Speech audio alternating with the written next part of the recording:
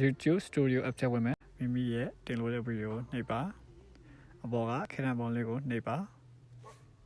ပြီးရင် thumbnail တင်ဖို့တဲ့ပုံလေးကိုထောက်လိုက်ပါလို့တယ်မရသေးပါဘူးအကောင့်ကို verify လုပ်ပြရပါမယ်အဲဒီတော့ကျွန်တော်ညပြထားတဲ့အတိုင်းလေးဝင်ပေးပါပြီးရင် test message verification code ကိုရွေးပြီးတော့မြန်မာနိုင်ငံရွေးပါပြီးရင်မိမိဖုန်းနံပါတ်ကိုရိုက်ထည့်ပေးပါအဲ့ဒီချိန်မှာ YouTube ကနေပြီးတော့ OTP ကနန်းနေကြားလာလိမ့်မယ်ခင်ဗျအဲ့ OTP ကနန်းတွေကို message ရနေပြီးတော့ copy ပြီးတော့ YouTube မှာ submit လုပ်ပေးပါခင်ဗျအကောင့်ကဖုန်းနံပါတ် verify လုပ်ပြီးတော့ဆိုရင်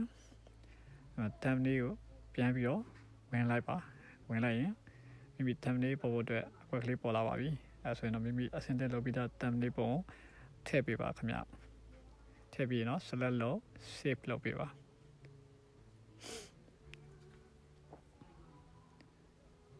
အဲ့လို save လိုက်မယ်ဆိုရင်တော့မိမိရဲ့ channel မှာမိမိရဲ့ကိုယ်ပိုင် thumbnail လေးနဲ့